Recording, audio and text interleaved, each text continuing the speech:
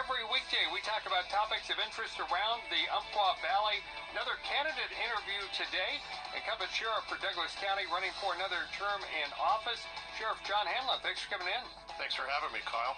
So I guess first of all, talk about your background, your time in law enforcement. Sure. So I was born and raised here in Douglas County, out in Dixonville area.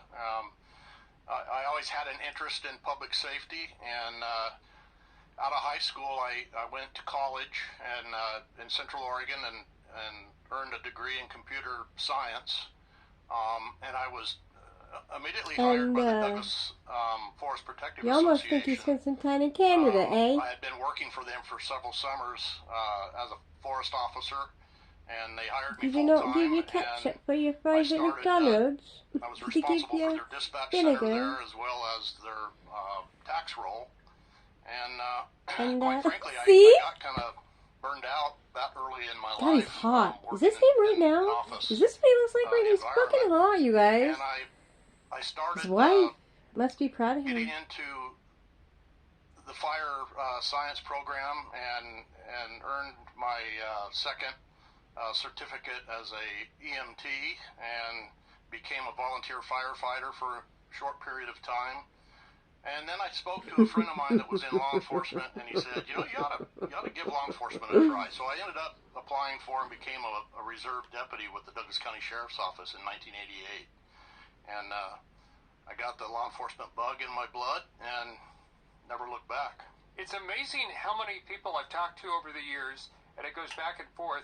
Some people start out on the fire side, move to the law enforcement side, and some people do the exact opposite. Yeah, I've noticed that as well. It's interesting because I have a number of people in the sheriff's office currently that started off on a similar career path as I did. I think what it is it's a deep-seated desire when you get into public safety to help people, and you have that opportunity in both the fire service as well as law enforcement. But I think in law enforcement, there's a lot more persistent activity, and you're going from call to call to call with that opportunity to serve and to help people in a time of need.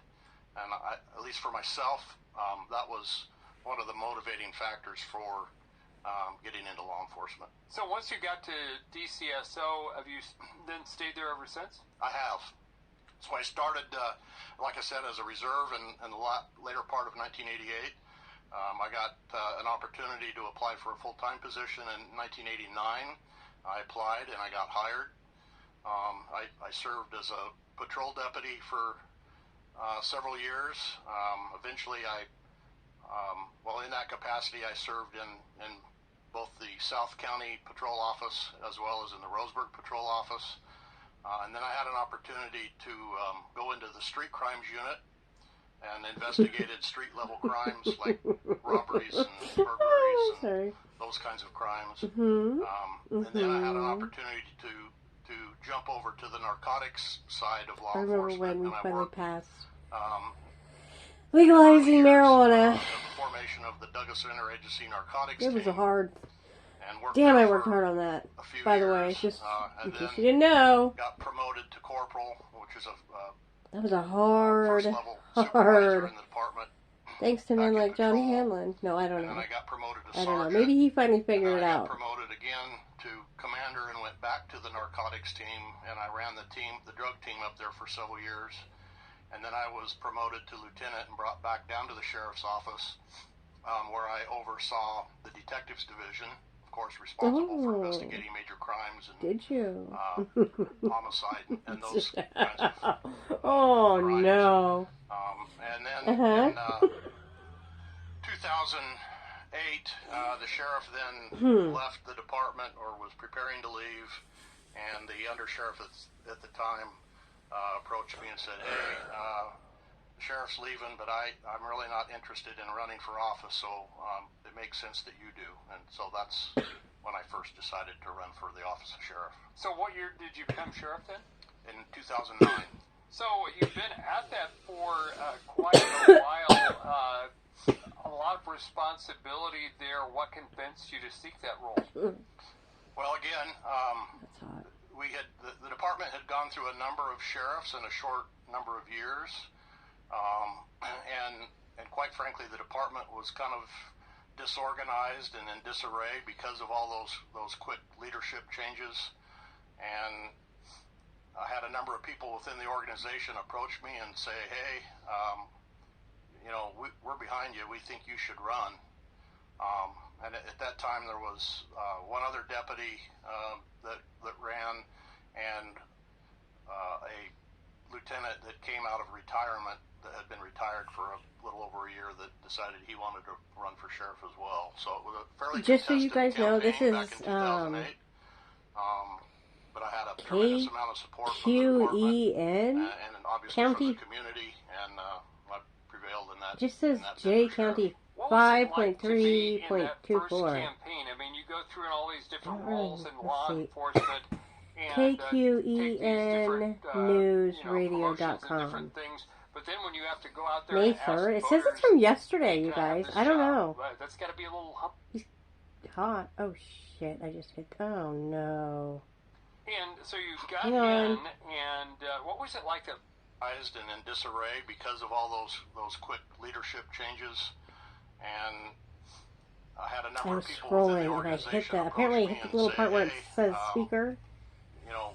Or the speaker thing, the bar. And at that time, there was one deputy that ran, and a lieutenant that came out of retirement that had been retired for a little over a year that decided he wanted to run for candidate sheriff for re-election. So incumbent Sheriff John Hanlon talks about his bid for re-election and the work of the sheriff. But I had a tremendous amount of support So from the 21 department, from the community, and I prevailed in that. And for sheriff. 2.02 video. First campaign. I mean, you go through all these different roles in law enforcement and take these different, promotions and different things. But then when you have to go out there and ask voters, hey, can I have this job? That's got to be a little humbling, especially the first time around. It was scary. I mean, I was confident that I could do the job. I was, a member of the administration, upper administration at the time. There was a lot that I didn't know about the office or the role of the sheriff, but there was a lot that I knew about the inner workings of the sheriff's, the department itself. I understood investigations, and I understood patrol, and I had a pretty good understanding of the operations out in records and the civil department. And really, probably the one division of the department that I knew the least about was up in the county jail.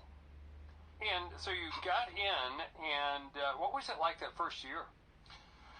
The first year was not as difficult or not as challenging as I really thought it was going to be. I guess I knew more than I thought I knew. And that was simply because at that time I had 19 years of experience already with the sheriff's office, and I'd been around the block a time or two. And so that experience was extremely valuable in my success in that first year. Like I said a minute ago, I didn't know much about the county jail, so I spent a lot of days leaving my office and going up and spending time in the jail, learning what it is exactly they do, and understanding our policies and procedures that apply to that function and that part of the sheriff's office. One of the things that seemed like to me, watching these things over the number of years, is a lot of people don't think necessarily among the average citizens always really understand the role of the sheriff and sort of the framework that you operate in. Why don't you explain kind of what your view of the role of the sheriff is? Sure. So, the role of the sheriff is quite complex, actually, if you compare it to, like, say, a chief of police. The sheriff is the chief law enforcement officer and the conservator of the peace in their county. Obviously, the sheriff is elected. Their primary duty is to give full police protection to the unincorporated areas of the county. And their responsibilities cover the entire spectrum, really, of law enforcement, such as criminal investigations, search and rescue, service of legal process for the courts, the operation of the county jail, comprehensive law enforcement services really on a 24-hour basis. And when I say that, I mean, that's what people are seeing is the marked patrol cars out there. That function is extremely important. So we have those people in those job capacities that are in patrol, that are patrolling as school resource deputies, that are patrolling our rivers and lakes in the Marine Division. We have a couple that work out patrolling in the remote parts of the forested remote parts of the county in our forest contracts, and then also over in Winchester Bay in the dunes. So the sheriff has a very broad responsibility, and in addition to that I just mentioned, the sheriff also has to provide court security in the courts. We have to transport criminals to and from the penal institutions. And we have to handle mental patients within the county when called upon to do so. And additionally to that, here in Douglas County, and who handles you when you're mental, here John? In Douglas County, the sheriff is tasked with overseeing the 911 Communications Center, Animal Control, and the Douglas County Medical Examiner's Office. Animal Control. So these are, it's a heavy lift. There's a lot that you're responsible for, Sheriff. And while fulfilling all those duties, the sheriff must remain fiscally responsible and accountable to the citizens that he serves. And you're also dealing with a county that's bigger than a lot of states. Correct. Douglas County is over 5,000 square miles in size. We're the fifth largest, I think, geographically in the state. Now he's New York. And, now we're he's New one York. of two counties that, of course, extends from the crest of the Cascades clear to the ocean beaches. Us and Lane County being the only other one. All right, we're going to take a break. Talk more in a moment. Incumbent Sheriff John Hanlon running for re-election. The interview will be a podcast after 1 at 541radio.com, 1246 at News Radio, 93.9 FM and 1240 KQEN.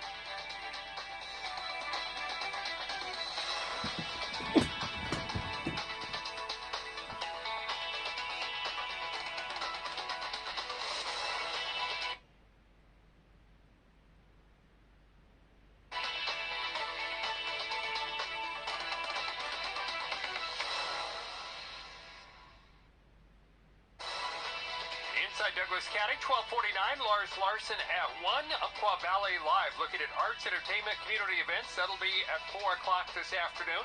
On Monday's program, Pat Scripp of the Douglas Forest Protective Association, we look ahead towards fire season on Inside Douglas County. A candidate interview today, John Hanlon, incumbent sheriff in Douglas County, running for re-election. You were just talking about the role of the sheriff, all the other things that are involved in. That also includes a lot, I would imagine, of interaction with public officials from around the county in various jurisdictions. Yeah, so I do interact a lot with a number of other elected officials, primarily the district attorney and the board of commissioners are the biggest, most common people that I interact with. Obviously, have to have a good relationship or an open relationship, communication relationship with the DA, because it doesn't do any good to be a law enforcement agency and arrest people if you don't have a defender that's going to prosecute your cases. So the communications that we have between my office and the DA's office are absolutely necessary and important. And then, in ensuring that I have a budget to operate under and with, I have to have a working relationship, obviously, with the county commissioners. And I can say, since I've been sheriff, I've had an outstanding, I feel outstanding relationship with the commissioners. They've always supported me. Only once did they ask me to cut staff in the last 15 years. And it was only out of necessity at the time, but they've always been very supportive, and I feel that relationship that I have with the county commissioners is absolutely necessary to ensure that we can continue providing the best public safety we can for the community. Yeah, what about interaction with the state lawmakers and folks like that? Yeah, and so also got a good relationship with our representatives and senators up in the state capitol. I've been asked to come up on a number of occasions and testify on bills or work groups that are working on modifying, revising, or making new law.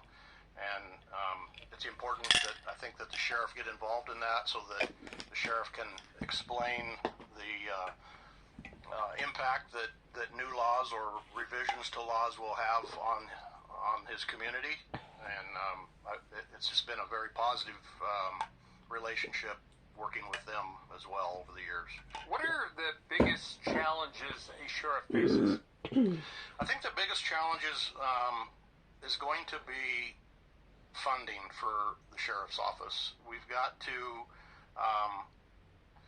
have some kind of really funding. Really, you're having issues with funding. To receive interesting timber receipts for the harvest of. As a single mother timbers, on tennis, timber lands, divorced, dealing with an abuser, I was asking for your help for like 10 years. It goes away. We'll be left with just the property taxes. It seemed your officers helped my abuser, and then helped them abduct my child. This is not good, Sheriff. So securing some form of sustainable funding is going to be one of the number one things that we have to work on. Well, we have another maybe you just need to have your officers apply Oregon state law. That's used right? by law enforcement throughout the county, like, as well as emergency 163.245 and 163.246. Is it 257 or I think it is. Well over 20 years old. That's just custodial interference in the first and second degree. It's got to a point now to where it could be potentially hazardous for people to be out in the remote parts of the county where there's no communication. So we're working very hard with our IT manager and with the Board of Commissioners to get the system updated. I know that for law enforcement, especially in these rural areas, there are places where cell service is poor, and you think about if something isn't working right, as a deputy, you're going to feel very much on your own when things, if it's not working right. Right. So when I started, we had this radio system, and there are, as you said, there are pockets within Douglas County that the radio system really is very, very poor. But of course, back when I started, we also didn't have cell phones at first. The cell phones didn't come along until the early 90s. And so, not dismissing early 90s. True, but that we have it was really the early 2000s that... It isn't important. It's extremely important. Were they even in the early, like 2001, were they even, cell phones even like a huge thing back then? Use the phone to call into the dispatch center, assuming I remember, that's covered by probably. cellular service. So they probably did have cell phones back then. They were just shitty. Years, I just remember buying my house and getting my computer in the house, and the internet was dial-up back then. Statewide around the country, that was like folks decide to exit law enforcement or maybe exit their career early. Oh, you're right. Talk about that was before AJ was born, actually. That was 2000, yeah. Fortunately, we haven't seen it was dial-up back then. As much of that here locally as in other parts of the state, and I believe that all what started that, I think, was the defund the police movement. It was like a fax machine. Really hit hard up in the Portland area and some of the northern Willamette Valley areas. And quite frankly, had that movement been as active down here as it was up there, I'm sure we would have seen a number of people in public safety walk away from it as well. We are so fortunate here in Douglas County to have the support that we have from our community and from our local governments. And, I'd like to say that we are the exception, not the norm, when it comes to collaboration and cooperation and support from our community. I've got 35 fellow sheriffs across this state, and I've had a lot of conversations with them, and again, we are the exception, not the norm. There's a lot of jurisdictions that don't get along with their fellow police departments and don't have the support from the community, and that has to be really frustrating for some of those areas. Are there some goals you have for your next term? I do have some goals. I've got, like I said, the radio project is one.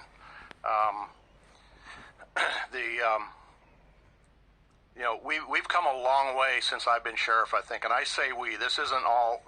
I'm not taking credit for this.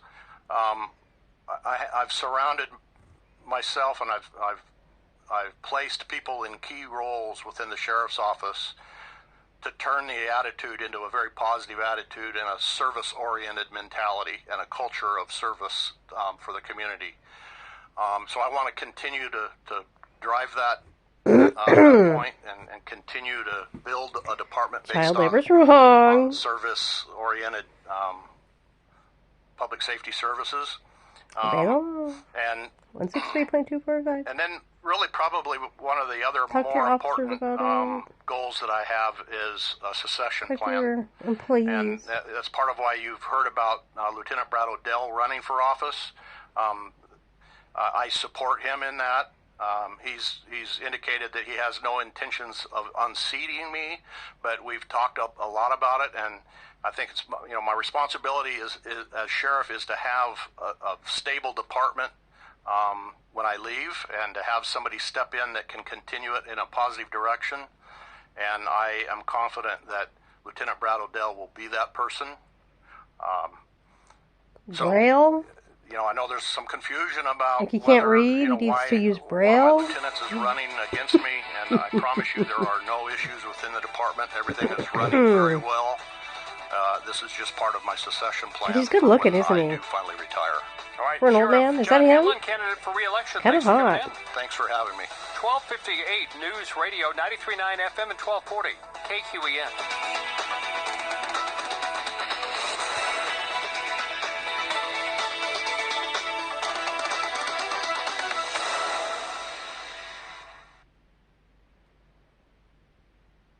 It's a wrap.